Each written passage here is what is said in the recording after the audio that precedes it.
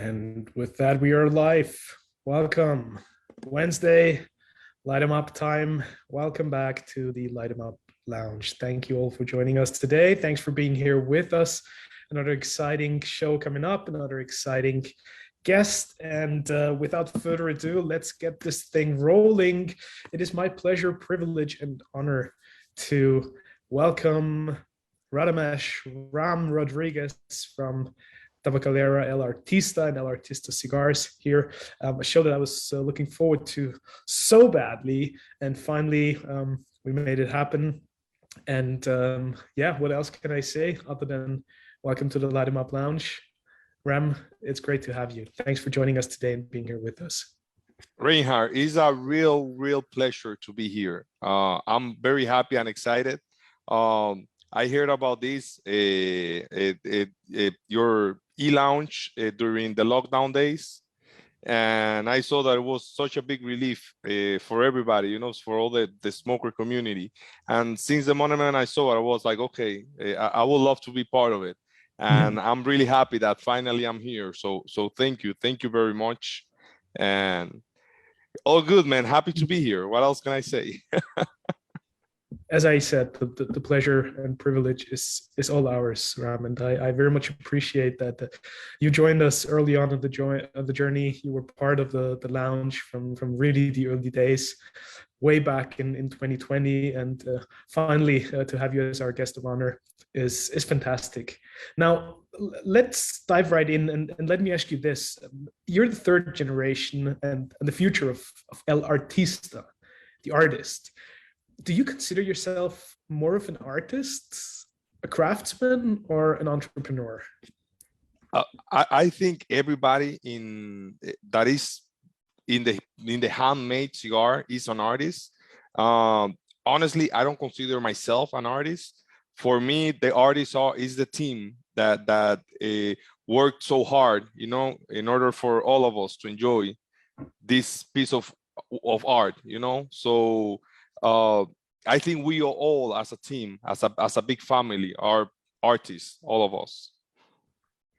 What is the artistic component that you really gravitate towards? What is it that you feel like you can express as an artist, bring to the table, and why did you find tobacco such a wonderful sheet of blank paper to write on, to paint on, and express your creative freedom? All the romance that is involved in the art of making a cigar, and not only the making, you know. So we are one of the, you know, I'm blessed to being able to oversee all the operations from the seed to the distribution of the final product, and every single part of it has so many unique techniques. It's very distinctive, where you can achieve so many different things. If you cure the tobacco in one way or another, you will get different results. Even the soil in different regions of the world, the fermentation method, the way you classify, you sort all the tobacco, how you roll the tobacco, how you decide to set up all the fillers inside of the cigar in order to achieve changes or consistency during a smoke. All those little things just leave you so much room for you to be creative and express yourself of what you want people to enjoy out there. So that's just pure art. No questions about it. Just a brief comment to everybody watching us. I know there's plenty of people watching us over on Facebook. If you have questions for Ram, then please make sure to put them underneath the live stream into the comments. We always check the live streams, and I'll happily forward the questions to Ram during the live show. And obviously, all you guys here at the lounge, fellows, friends, regulars, make yourselves heard. I'd love to hear your questions. Speaking of three generations, Ram, what does the family legacy mean to you, and that whole component of history and continuing that legacy into the future, keeping the fire burning and the flame alive? My family, like, our company is all about our roots, you know, and We are not what we used to be back in the 50s, where we were just a tiny little hub in the backyard of my grandfather, where we were making cigars, to this bigger organization with 1,500 people working in making cigars and dealing with tobacco. But every single decision that we take, we always have tried to continue with all those values that we inherit from since the beginning, since the start of our company, from little things to very big things. For example, here everybody locally always asks why the colors of all of our infrastructure is white and green, which is completely different to our logo, our corporate colors, and it's kind of odd. It's a very bright green and a very a clean white, and the reason is that was my grandfather's favorite colors, and every time we have a new infrastructure, every time we do something, we use the same colors just because that's we have done it since the beginning. But also since the beginning, we were always very close to the people that is part of us, all of our staff. And we still, and now that we have so many people working here, we try to maintain that easy to approach environment, and we help each other. We really need and rely on our staff. We trust them, and we have a very good relationship with all the people that work with us, and that's one of the things that we also inherit from our past. I can so much relate to that because my background actually is in the hospitality industry, and whenever I work with customers of mine, consultancy, the biggest issue, and I believe that's true for so many industries these days, is finding the right people, and not only finding them, but once you have them, keeping them, and making sure that they feel safe, they feel happy at the company, and will continue this journey with you. How difficult is it for you to maintain and nurture that culture that you have with El Artista, to make sure that you always have the right talent of people and that you can keep them for a long time? We have a excellent HR department that help us, and easy flow of communication, from the lowest grade staff to the higher level. The communication doesn't take way too much time. We are also do a lot of internal entrevistas, like we question our staff, and we have like a suggestions box all over the place in order for them to communicate. And I get a report once a month of what is going on, what people think, what do we need in order to improve. Every day it gets harder and harder because we have operations spread across the island. So things are, get a little bit complicated when you start growing at the pace that we've been doing in the last couple of years. But with the right staff in the HR, it's possible. And we just try to, every new town that we go, we try to educate everybody in order for them to understand our culture. And it works.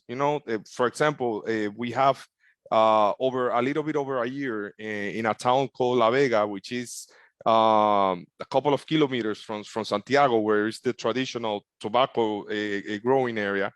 And over there, at first, they have a lot of experience working with free trade zones of clothing manufacturing, which is, I don't want to say anything bad about them, but it's very intense, like it's all about numbers. They just care about how many pants you can iron and wash or whatever, I don't know.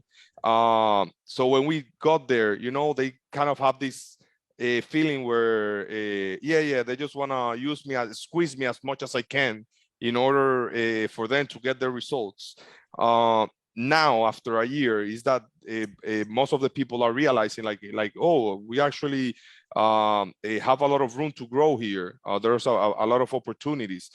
We have programs where, for example, if you are on college and working, you just need to provide your schedule, and we are very flexible with your study time. And also, when you graduate or are about to graduate, you are first on the line when we need somebody with the degree that you have. And that's something that people really appreciate, because they know that they are not there only to for a lot of manual process and that's it, but there's also a lot of space to grow in our infrastructure. So yeah, I mean, that's just one of the little things that we try to do in order to keep that culture that we've been building since the last decades. That's fantastic, and it sounds like a very contemporary approach and a modern way of going about corporate culture and nurturing that. But even though it should be self-explanatory, we always experience on a day-to-day basis and with all different businesses that it is not. How did you get to that point, or where did that realization come from that this is what we need to focus on, this is what we need to work on, and let's make sure that we always put our own people first, because only then can we be successful to our other stakeholders and our customers as well? So honestly, it's been something that it's just been like that since the beginning. It just happens organically somehow. Obviously now, for example, we are part of this social responsibility program, and now we have to keep record of all the things that we do in order, to help people and make sure everybody's happy inside of our infrastructure. But before that, it just has always been like that in our factory, at least. It's just part of the culture that we've always had, and that's one of the things that I think that makes me most proud of being part of this beautiful family of El Artista. Mm. What would you say has been sort of the signature or the fingerprint of all the three generations? What do you feel has each and every one of them brought to the table, safeguarded and continued from the past, but probably also challenged and ultimately changed? So for me, like the first generation, my grandfather, that was our roots, kind of obviously where everything started, and all of the fermentation techniques, the manufacturing techniques that we currently use, has a little bit of that original essence from my grandfather. So he was the founder. So that's kind of the bigger thing that he poured to about among the three generations. Then my father came in the 80s, and he was the first one to start exporting our cigars out of the Dominican Republic. My grandfather was able to build a good infrastructure to sell locally here, basically on the whole island. Then when my father came in, we started exporting mainly to the US. He was the one that have done all the business in Ecuador, where we also have farms, and he still is. My father is still a very important part of this company, and they're responsible of probably 90%, and probably be more than that actually, of the growth of our organization. When I came in, I was the one that started to see a little bit of other frontiers. I was the one that decided to establish ourselves in the US. We have operations in Florida, in Miami. Other than that, I started working a little bit with our brands, El Artista lines. Before that, we were basically in the background making a lot of private labels for a lot of companies. It was me that took the decision, okay, it's time for us, to build our own thing. And I guess that's what I'm doing right now, and yeah, I mean, there's always a little bit, of a friction, let's say. My father told me stories of when he started working in the company that are just basically the same thing that happens between me and him happened with him and his grandfather. Yeah, I mean, it is what it is. It's part of having a family business. A blessing and a burden, isn't it? It is. It is. At the end, it's more of a blessing than anything else, to be fair. Do you sort of recall any particular, not just stories, but maybe more importantly, like values or key principles that your grandfather and your father established in you? So unfortunately, I didn't meet my grandfather. He passed away 4 years before I was born.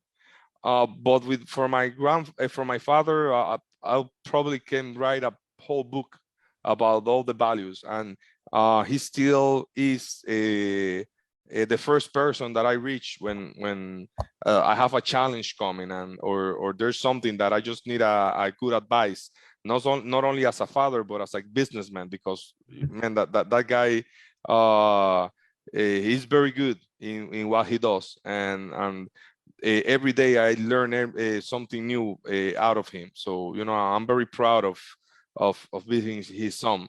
So yeah, there's just way too many things. But on a nutshell, first thing he always teach me since I was a little kid is the man can have a lot of money, but if his word is not valuable, he has nothing. It's better to be a man of a word more than having a lot of money, because that's all that counts, in order for you to build good relationships in your personal and professional life. And I think that's probably the main thing that he always teach me since I was a little kid. Oh, very important. Yeah. And challenging, or I assume it's probably all too tempting for certain people once they reach a certain level business wise, or once they have certain success that they have accomplished in the past. It seems to become quite tempting to lose that grounding and lose that humble thought and the way you do business. Absolutely. How difficult is it sometimes to sort of differentiate between your father and the generation before you in the business? Do you sometimes like switch roles, or the way you talk to your father, is it different from the work and then the personal life? For me, it's not that hard. For him, maybe a little bit more.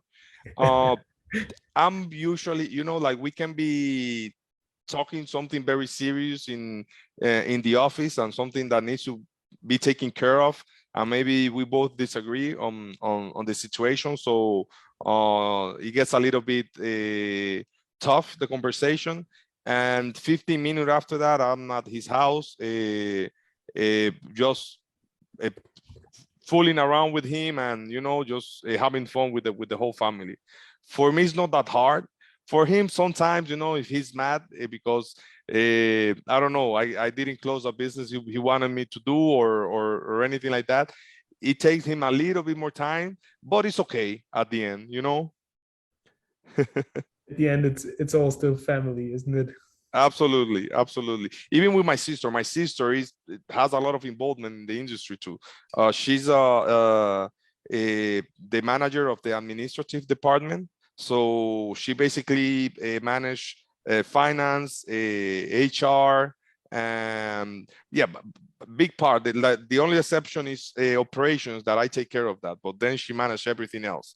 And even with her usually is even more intense, but the same. We're taking care of business. A couple of hours after, we're together. I have my kids, She brings all my nieces, and the whole family is just having fun somewhere. Beautiful. I believe, Ram, you were 17 when you sort of truly dipped your toes into the cigar ecosystem, but you still pursued different educational and career paths. Um, what did that provide you with in terms of experience and maybe sort of a different mindset and perspective on premium cigars? And why ultimately did you still come back and consider entering the family business? So at 17, I went to my first trade show actually, and that was where I realized, like, oh wow, like this is what I like and this is what I want, So from that moment, it was very clear for me that I wanted to be part of the family industry, and I wanted to give my 100% for our organization. I decided to study industrial engineering. Mainly because I knew that that degree could help me to organize a little bit our infrastructure. And actually it's been extremely helpful. Now that we are growing, I'm not even traveling the way that I used to be before. Like, I'm not 100% focused on sales as I used to be, because I'm here designing process and improving areas, and which is something that I have a lot of passion for. And then I got a master associate degree in business administration that is very, very helpful as well, because making sure you're managing things the right way is the key to success. So both of my careers are being very, very successful, very good for me to implement in our organization. Let's talk a little bit more about that. I mean, you have an incredible number of acres of tobacco plants under your control, a vertically integrated production. How important is it to control every single step of that process? And then sort of where do you plug in your previous experience in order to optimize that and take it to the next level? So first, you need to be familiar and understand everything, single part of the process, and understand why it's done the way it is do it at that moment.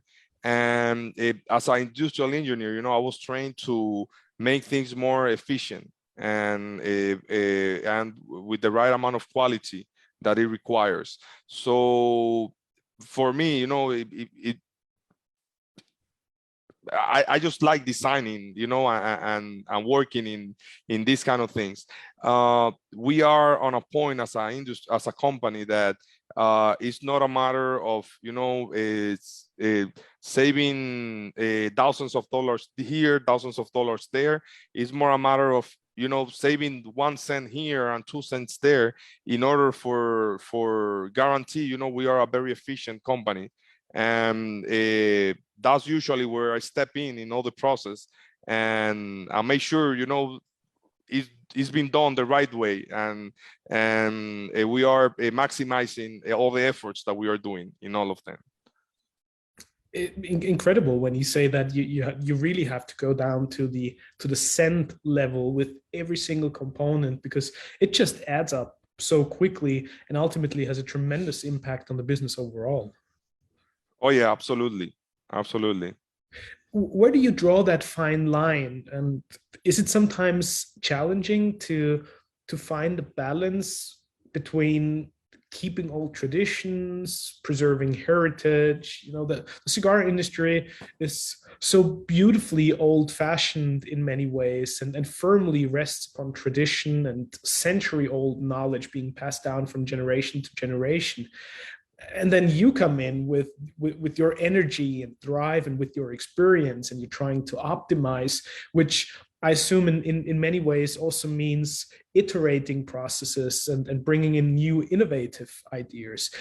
Where's that fine line? Where's that balance between the tradition and the innovation?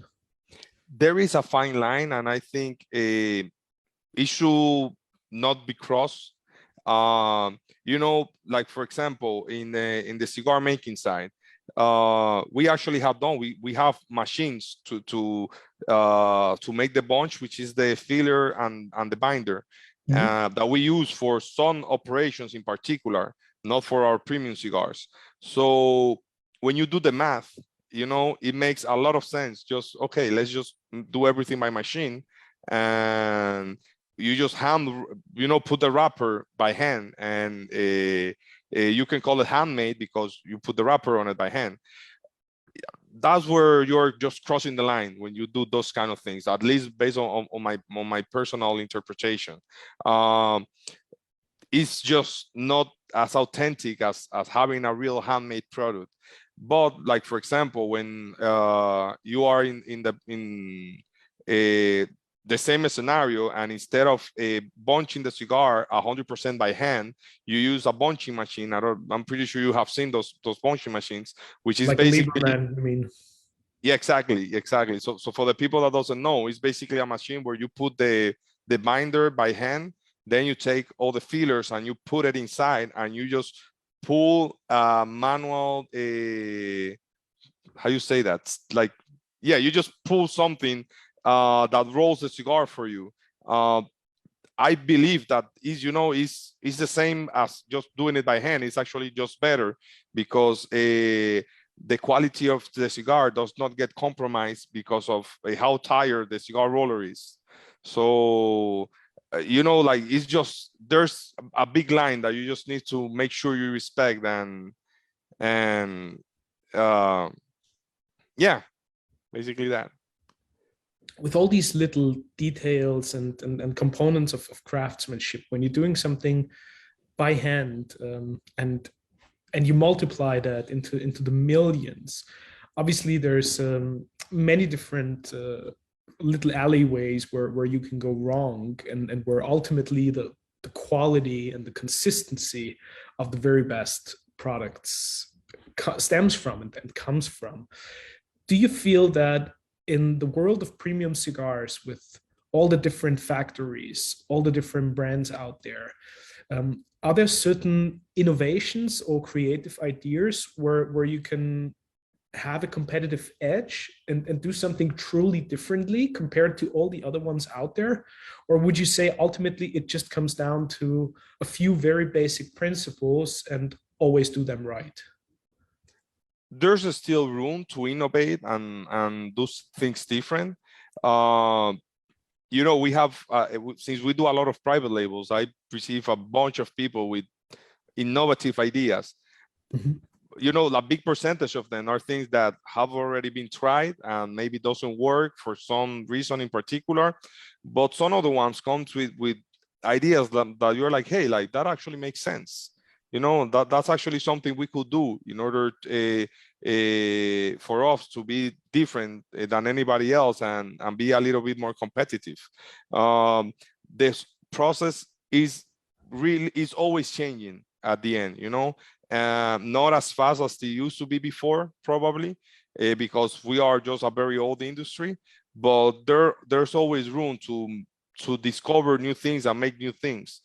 For example, I remember when I was a kid that the only way you could guarantee that the draw of a cigar was correct was by two methods. That was the two standard quality controls: the draw master, and you take a half wheel and you put it on a scale, you divide it, and you have the average weight in grams per cigar, and that's it.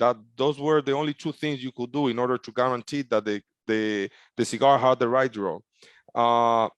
Like 4 years ago, more or less, we started buying small scales, those ones that is usually used on the jewelry industry, and instead of, you know, letting our quality control department do everything, we actually put one of those little scales to every single buncher in the room, and all of a sudden we went from a 3% defective to less than 1%. And the draw master, we still use it, but it's not as important as it used to be before, because most of the cigars, they already have the right draw. Because if they are not sure of the way, they just measure it right at the spot, and that's it. And with something so simple that costs like $8, I was able to solve something that works perfectly, you know. Would you say that those changes primarily happen on the factory level and once you do the actual assembly of the cigars, or is that also true for the tobacco growing operations, the pre-industry? Where do you see the most room for such innovation? In the growing and curing more than anything else. I think that's where most of the rooms for innovation is. Also in fermentation, there's a lot of room, but in the growing side is the most old school out of everything. There's just a lot of room to innovate over there. Just to give you an example, is the fact that most of the farms, we still use charcoal in the curing barns and in barns that are not very efficient. So, you know, you're heating up, but you have to really do it because a lot of that heat is escaping because there's no proper insulation.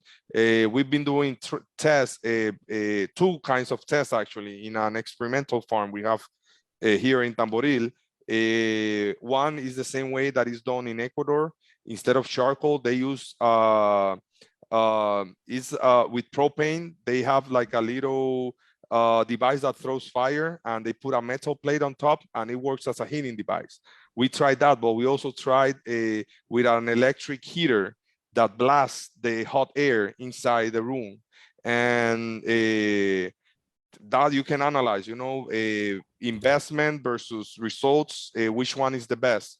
There's just a lot of room, even in the growing the seed until you cut the tobacco from in the farms. There's a lot of things that can be done in order for us to improve it. One particular example, the Exactus, which has a very particular process of fermentation with some of the tobacco that you use. Where did that idea originate from? So yeah, wine fermenting tobacco is something that some companies do it. They basically, you know, like we do it because in the fermentation process, in order for the wild yeast to grow inside of those tobacco bales, you basically need three things. You need the food, which is the sugar, you need oxygen, and you need water. When you apply wine to the equation that has a lot of sugars in it, that will help you accelerate the process, and it will get into a higher temperature. At the end, you lose a little bit of tobacco because the temperature is so hot, but you end up with a very beautiful, dark, and oily tobacco that is so unique, and you know, it gives that really reddish note on it, and it's worth it at the end. You know, wine fermented, it's that's basically why we do it. Very true. And I think the Exactus in particular is a line that you envisioned, you developed and blended all by yourself, where you sought to blend that cigar with that specifically fermented tobacco.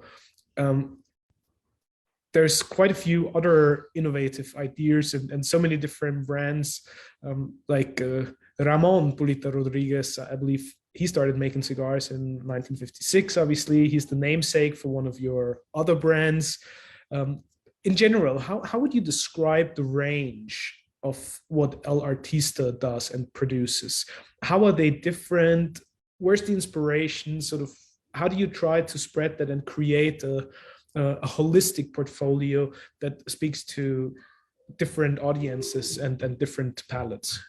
So since we've been making cigars for such a long time, we have done a lot of different things, most of them for private label, but what we're trying to do with our portfolio of El Artista lines is to have a little bit of everything for every single the smoker profile there is out there, you know.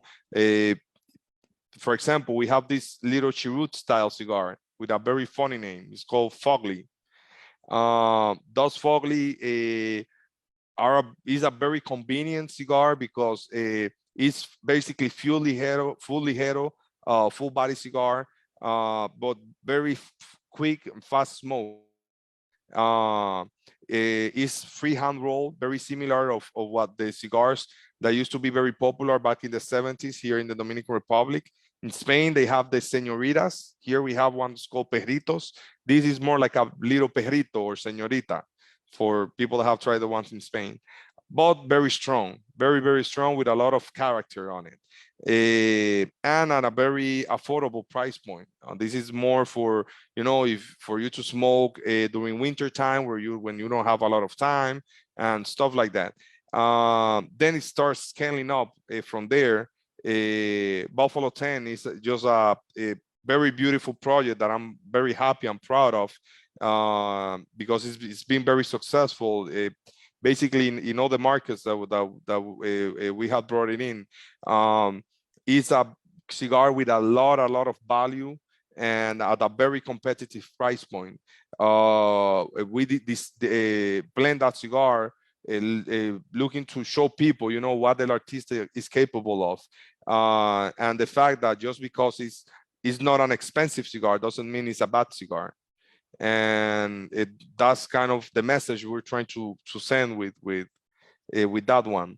Pulita is a extremely special one for me. We did that to commemorate our 60th anniversary 5 years ago, and it took us a lot of time for us to create that blend, mainly because I was looking for a tobacco that could resemble what my grandfather used to smoke, which was very hard because, I was not even around when he was smoking cigars. It took me a lot of time with a lot of reading, a lot of checking on the very old blend list of the factories. But at the end, we came up with that beautiful cigar that we are very proud of as well. How hard was it to make that switch from primarily private label focused to then focusing more on your own brands also? And what is it that sort of captures your imagination more, or where do you feel more at home? Is it when you can provide somebody else with the very best material and with your processes, your creativity and your ingenuity, or do you rather focus on coming up with your own ideas and visions? That's a tough question. I honestly like both. I'm not gonna lie, sometimes I'm blending for somebody else and I'm like, wow, I should just take this and make a cigar myself because it's so good. Which one I like the most? Yeah, I just like blending cigars, man. I just like being involved in the process. So it's a tie for both of them. Absolutely, yeah. Operations is my life. I like going out there. I like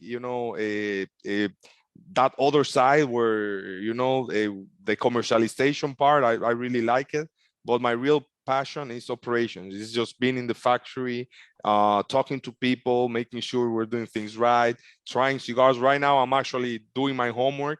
I'm smoking 2 cigars at a time because I need to see what's going on with this blend.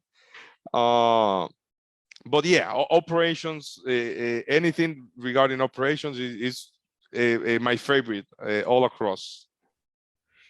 When you try to come up with something new, do you take more of a conceptual approach?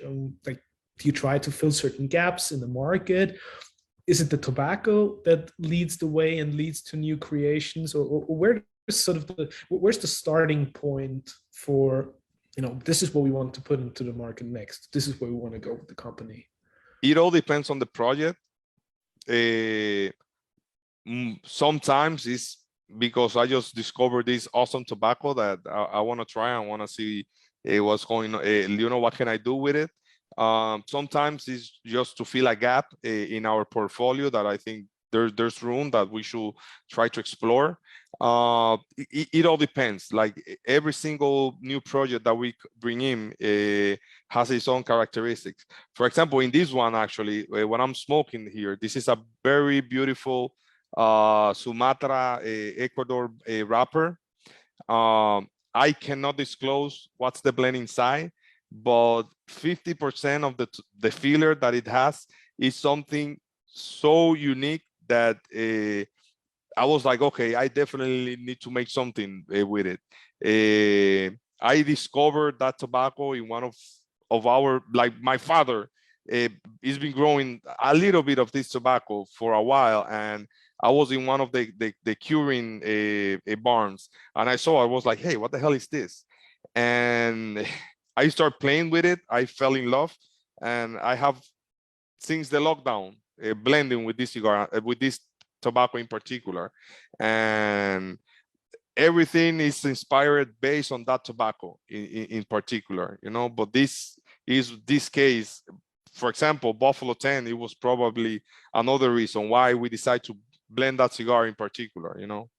Is it a specific seed varietal that you're using, or does it also sort of involve like different processes? Like I know Andullo, for example, is something that is typical for DR, but probably an old technique that you won't see as often today.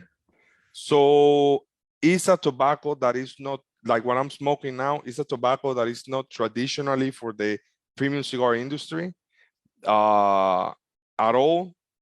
We did the fermentation, the curing and the fermentation process of it, assuming it was for tobacco, and we got a fantastic result. So it's just something so different. The only problem it has is that it burns extremely slow, and that's why I'm always retouching. And that's one of the things that I need to fix in order, you know, for me to achieve a final blend. But it's just different. It's just something wild and different that I'm been playing around with. Beautiful, interesting. Ian had a question, and I assume it's probably tough to answer, but he was curious about the El Artista style.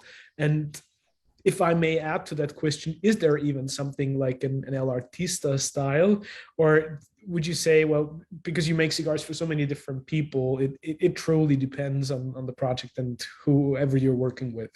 It all depends on the project, but I believe all the factories have an essence.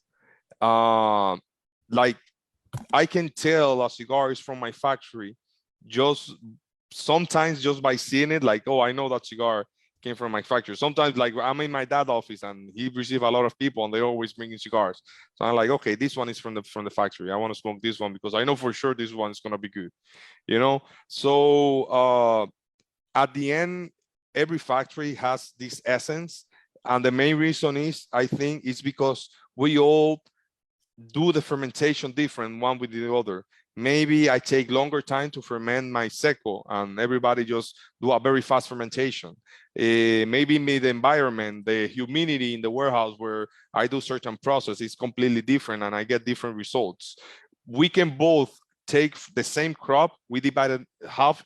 Reinhard, you take it, I'll take the other half, and I'm pretty sure, even if we share, okay, let's make a cigar 25% ligero, 25% viso, 50% seco, I'm 100% sure that the result is going to be completely different. So there is an essence. There is an essence. In order for you to discover our essence, I guess you have to try them. But all the factories have one, that's for sure. And try a couple of our private labels, so you can say like, okay, yeah, was definitely blend by Ram. Where do you think that truly comes from? Like we often talk about terroir and whatever that term might mean to certain people, and I believe that you could argue you have the soil, you have the climate, the microclimate even, and sort of the particular origin of where your tobacco grows and under which conditions. You might extend the idea of terroir to other territories where suddenly the factory and also the people come into the equation. Where do you think that this particular expression that you mentioned before sort of comes into the overall equation? I got lost. Can you repeat the question again? So when you talk about that signature, sort of the El Artista style that is unique, where do you think that comes from? Is it just the way the tobacco grows, where it grows, and then how you treat it? Is it the people? Like, do you think there is something like a personal influence on terroir? I think it's such a complex mix of different factors. Just for example, we are big in tobacco trading. Actually, our biggest most of the gross income of the company, around 95% comes from tobacco trading. We grow tobacco to resell. And sometimes some of the customers, they bring me cigars, and I'm talking about from small guys to very big companies and people with big names in the industry. And I'm smoking the cigars and I'm like, wow, this is wonderful. What the hell do you have in this that it tastes so good? It's like, your tobacco. Like, what do you mean? I know what you bought. I use that tobacco in my factory all the time, and it's so different. So yeah, it's like eating Indian food. Every restaurant has a little bit something that makes it different. Can you give us just a brief overview in order for our viewers to understand the dimensions of what we're looking at here? How big is the tobacco operation of El Artista, and sort of the territory that you cover and the amplitude of tobacco that you produce? So our company, we grow a lot of tobacco here in the Dominican Republic, in different regions on the island, mainly here in the north. We are probably one of the largest leaf growers here on the island.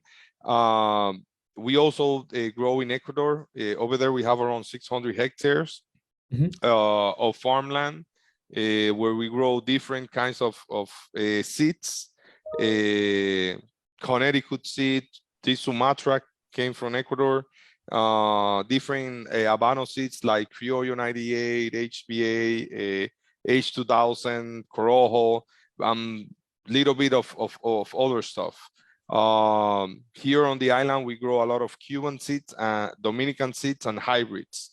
We've been working with hybrid seeds probably since 2005, more or less, where we hire a team to start, creating new seed varieties. And which base materials would you be working with there when you say hybrids? It all depends on the tobacco that we're looking for, but different traditional seeds. Sometimes we try to improve one seed in particular.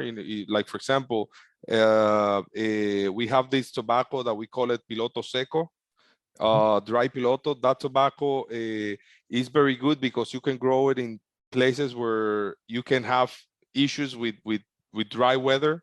Maybe there's not a source of water nearby, so you only depend on the rain that it falls.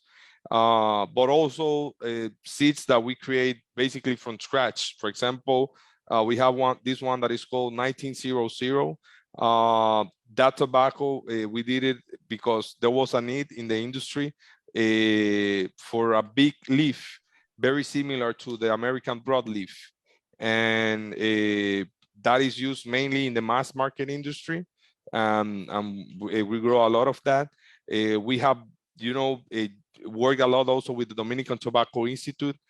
There's this leaf in particular, the T13, that was a project that the Dominican Tobacco Institute was doing themselves, and then we joined efforts, and we were the first one to be able to get results good enough for us to start growing big crops of that seed in particular, and that was thanks to the efforts that we done in the farms.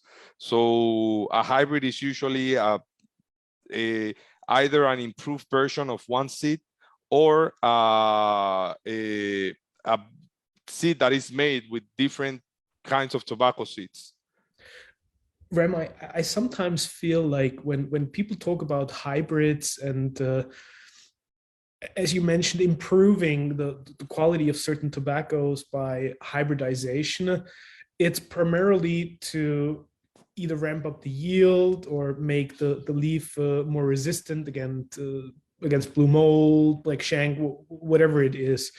And there seems to be a slight romanticism about original seeds, whether that is Corojo, and I'm certainly not in a position to have an understanding or judge what is still original and when does a seed naturally start to adapt and change because of its environment. But would you agree that there is something to that romantic idea of keeping original seed material, or would you say, well, ultimately it doesn't really matter from a sensory perspective? It's more important to have stable seeds and resistance. So yeah, we need stable and resistant seeds in order for for us to continue this art. But yeah, for example, I have this thing for the real Piloto Cubano, like the original Cuban seed that arrived on this island in the late 60s and became the most popular tobacco until Criollo 98 arrived and started becoming the most popular. The original one, I have tried several times. I actually use a little bit in my factory, and it's so special, man. Like, it's just, you can tell. It's just like when you smoke Cameroon, that like, okay, this is a very good Cameroon tobacco. It's kind of the same with that Piloto. So citric, so perfumey, like it's just like smelling my perfume when you feel the smoke. You can get that with the improved seeds, but that original one is just one of a kind. So I'm kind of in between. We need to improve every year, and we need to make sure that the future crops are gonna be there. But those original ones are just so good.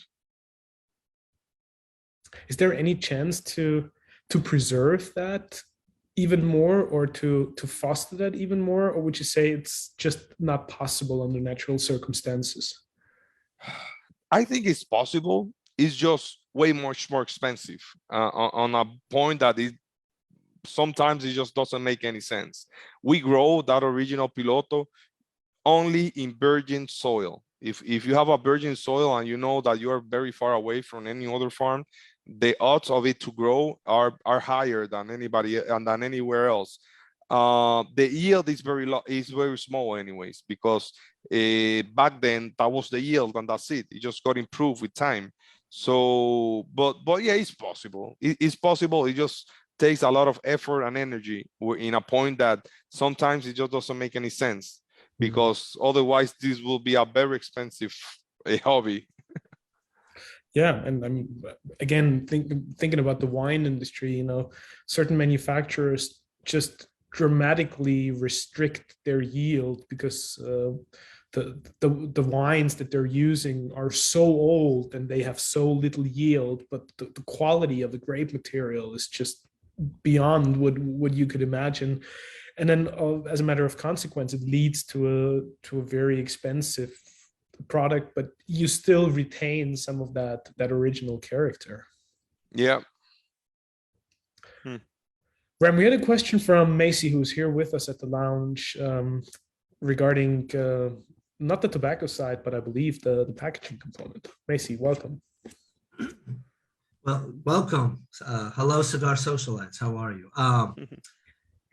I'm a big El Artista fan, and I did have a question just about packaging until there was an amazing discussion about tobacco seed genetics that kind of derailed my thought process, but that was really good stuff. Ram, if I may, I've got a couple comments I wrote, and the list has grown. I'm going to try to fly through them and then get to my question, but it's an opportunity to tell you these things, and I want to take it. First of all, I smoke a lot of expensive cigars that are mediocre or worse. It's nice to actually smoke one that's affordable and actually quite good, to invert that. So I thank you for that. I also really like a lot of the Connoisseurs Club that Abe Davina does at Smoke Inn. The cigars that you've sent in there, I thought were really good as well. I just want to tell you that. And I want to thank you. I think your brand may be the best as far as, and I know Reinhard's all about the experience and maybe not focused on the value all the time as much as some of us, myself, but I think there's a respect that your brand shows to consumers and how hard, we work to make the money to buy these cigars. And I really just, appreciate any manufacturer, yourself included, whether it's $100 cigar or $5 cigar, just respecting the value and making sure the cigar is worth the price, even if it's $100 cigar. Just, it's not about the amount of dollars. It's about, I think, respecting the consumer. And I think there's there needs to be a compact. We need to respect the manufacturers and the art that you do. And so I really, I want to commend you on that, and have always wanted to tell you that. Related to that, I love the tradition of cigar boxes, but I really actually like what you did on Buffalo 10. Well, many things, but I really love the packaging. I think it's beautiful. I think craft packaging in packs of 10 is the wave of the future. I've got so many empty cigar boxes. I just don't know what to do with them. I've got this room back here, it's full of them. And I have nothing left to do with them. I don't know how many trees I'm destroying. And also, I imagine there's a cost to that. And, I love a beautiful box if it's maybe a certain special edition or whatever. But I bought some special edition of the Davidoff, the most recent Eladio Diaz, his last birthday cigars and those came in craft packaging. So my point is, if Davidoff can do it, for the love of God, then I think the door is open for everyone to do that. So I really like the packaging. I love the 3 blends you have in the Buffalo 10. It's simple, but you kind of hit the points. So my question is, can you talk a little bit about the American tobaccos that you use in the Maduro of your Buffalo 10? And can you maybe nerd out for us a little bit on seeds? How do you acquire them? Do you grow your own seeds? Are there companies that sell seeds? How do you verify that one, Corojo heirloom is actually someone else's, or Criollo? Is there any verification? Can you give us some inside baseball on kind of how that works? And I'm really interested in that aspect. Thank you. Thank you. Thank you very much, Macy. Yeah, on the packaging, we kept it very simple with Buffalo 10. We took a lot of time to create those 3 blends, it took us a real long time. And what we were aiming there is, let's make an extended smoke with a lot of value and keep the rest simple, beautiful, but simple. And I'm very happy to see that. I think we achieve it. That craft paper, a very simple band, 1 color only, same for the sticker that we put outside, everything just nice and simple. And with all our energy, all of our effort in having a cigar with a lot of value. On the tobacco that we use from the US, on the Buffalo 10, we use a Pennsylvania broadleaf. We actually use some tobaccos from the US, not only that, but we import a lot of broadleaf from PA and from Connecticut. Also some other Pennsylvania tobacco. The American tobacco has a lot of character, and it's very good to use them in some blends. Very spicy, very bold, very good tobacco. We also usually import a couple of containers a year of Connecticut shade tobacco, and even some fire cure. We use fire cures not on our lines, but we do a couple of private labels for Europe with that fire cure tobacco, Kentucky Fire Cure. So yeah, Buffalo 10, we did it just like that, and we just stay away from the boxes, and anything that could make the cigar more expensive, in order, just to be as direct as we can, and just to show what El Artista is capable of manufacturing.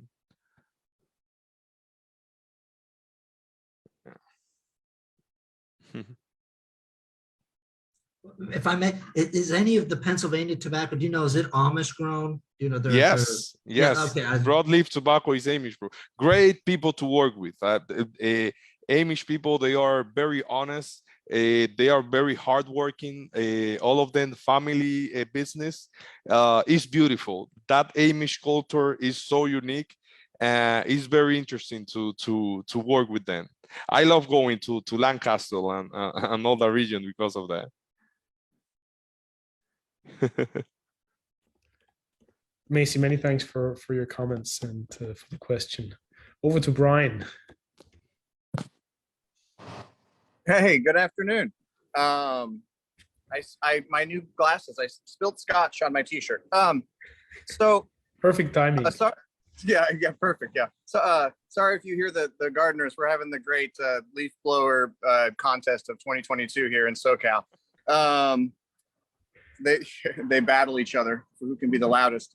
I was curious. I love what you guys were speaking about earlier in terms of running your company with such nobility and integrity. And I was wondering, just to give you a chance to sort of brag on yourself a little, if you have a specific moment. I mean, it's hard, I imagine, when, you know, everything you do with your company every day is with such nobility and integrity, but do you have a specific story or example of a moment when it was maybe a tough decision to do the right thing in terms of, well, we know we're going to take a hit financially, but we're going to do it because it's the right thing to do in terms of treating the workers well, or like you said, you know, looking out for the consumers, and anything specific come to mind? Yeah, so even like for during the lockdown days, for example, here in the Dominican, we have a mandate of lockdown with some exceptions. We were part of that exception. We are a free trade zone, so we were able just to continue working regardless of the new regulations. We could just operate business as usual. But mainly in our main facilities in Tamboril, our population is old. We are a very old company, so we have people there.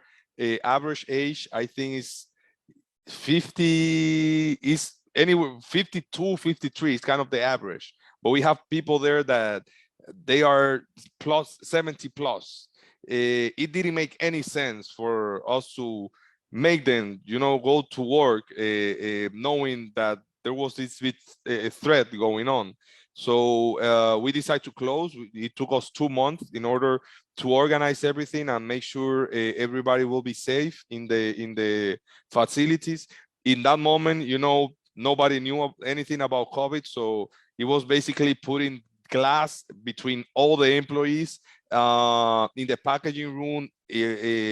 In that facility in particular, everybody's very crowded, so we have to take another warehouse to, you know, extend our packaging so they could be far apart from each other.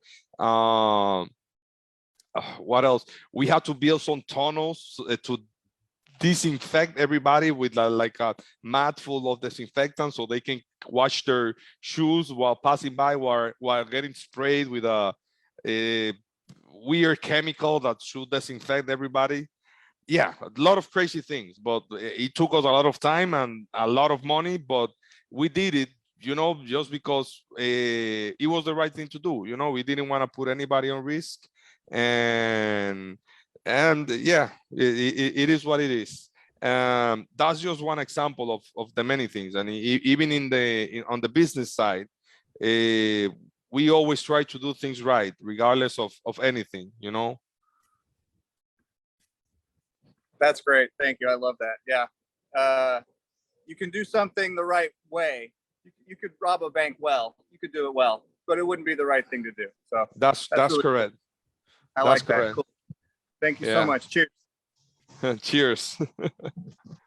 Ram, I very much appreciate Macy's comment on the superbly reasonable prices that you put on certain of your cigars, and it is truly one of the core strengths, I would say, of El Artista as a cigar manufacturer. Buffalo 10 being one incredible example, How is your approach different there? And do you say the ability to do that, to provide such incredible value for money, is a result of your vertical integration, or is it just how you look at things in their entirety? I think the fact that we are very vertically integrated is one of the main things that made us able to make a cigar like that one. And not only on this side, but well, right now I'm in the building where I am now is from my other company that is a logistics company. So we are we get very good rates when moving products from one place to another. And the fact that we have our own operations in the States where we can be much more competitive because there's no middleman between the factory and the retailer. So definitely the fact that we are vertically integrated is the one that give us a lot of opportunity, to be a very competitive and make products like Buffalo 10 that has a lot of value. Ram, before we get towards the end of the show slowly, I'm curious to hear a little bit of your perspective when it comes to the industry as a whole. We know that there were certain controversies about marketing recently. Just yesterday, this whole story with the CRA sort of blew up in everybody's face. And as much as we always pat ourselves on the shoulder for the brothers and sisters in the family of the leaf, it sometimes feels like there's also division in the industry. I would say primarily in the United States, where that seems to be sort of an ongoing issue over the last couple of years. In general, though, how bullish or bearish are you about the premium cigar industry and the community around it?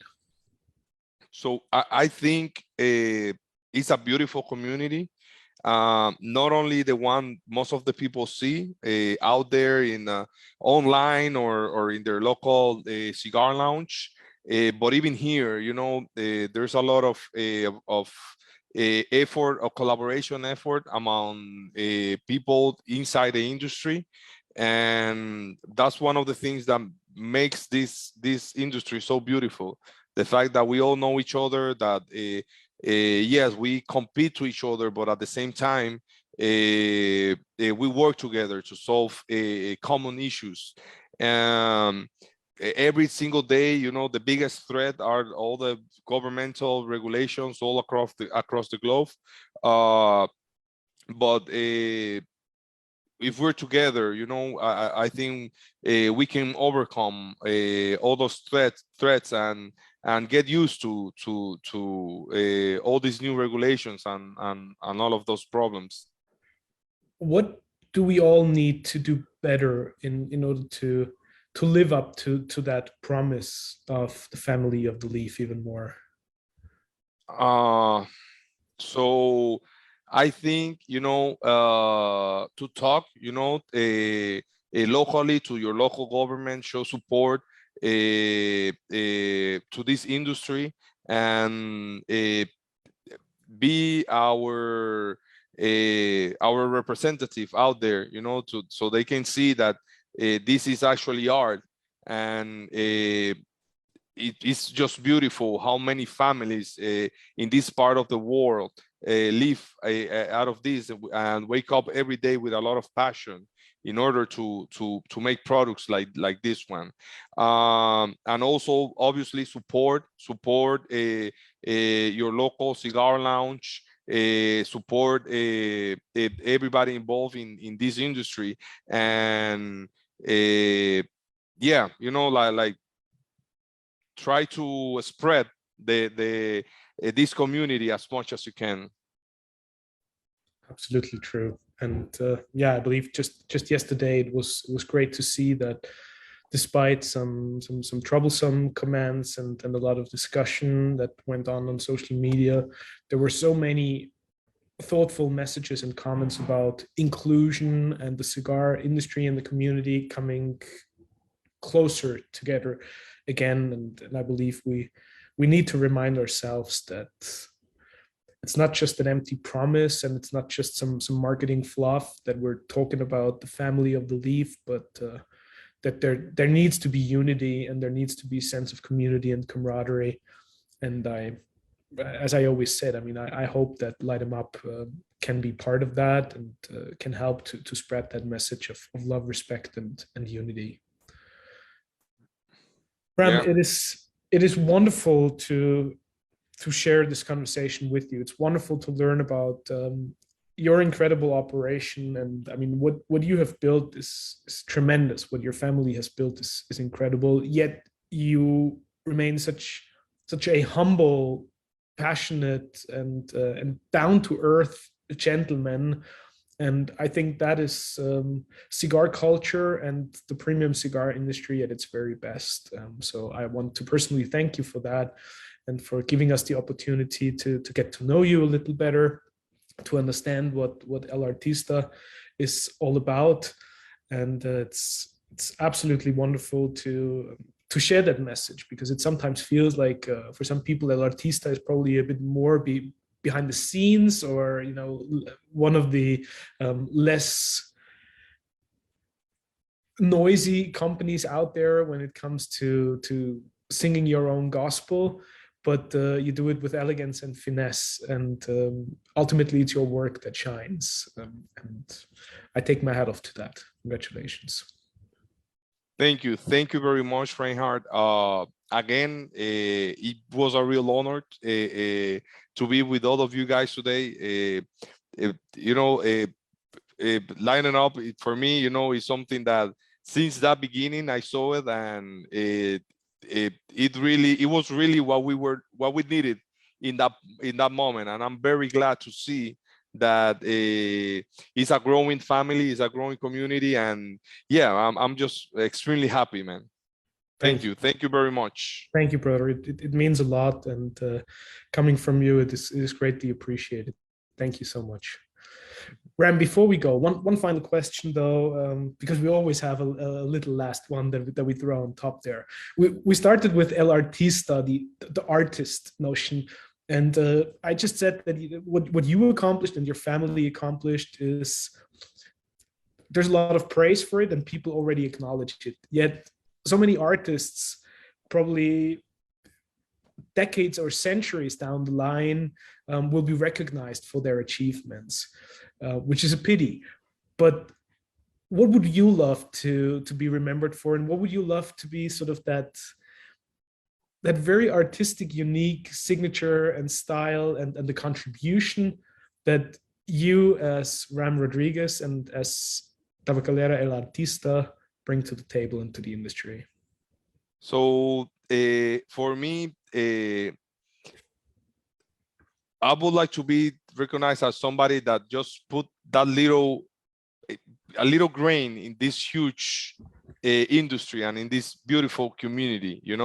I always I love talking with people with new ideas. There's a bunch of new factories here. Every time somebody present, oh, I just opened a factory, hey, talk to me about it. Let me know what can I do to help. I think we need more, for example, even myself, I opened my company in Miami, and I had no idea what I was doing. I knew the rules, I knew how to make cigars, I didn't know the other side, the sales part of it. I'm pretty sure if I had somebody giving me better advice, I was going to be able to take better decisions in those moments. And now that I already have some of that experience, for me to transmit and make things easier to people in order for them to do what their dream is. I think it's beautiful, and who knows, maybe I gave an advice to somebody out there that now is doing better, and maybe it's gonna be like super big in the industry. I will feel very proud of that. So for me, it's that, like, just adding that little piece of grain in this beautiful industry to make the difference, just as a lot of people just like you are doing it already. Amen. Thank you so much. Thank you from heart. Radhames Ram Rodriguez, thanks for being at the Light 'em Up Lounge. A true pleasure and privilege. All the very best, and hopefully we can sit down and have a cigar together super soon. Many thanks. Look forward to it, Reinhard. Thank you, and thank you everybody here. Bye-bye. Thank you.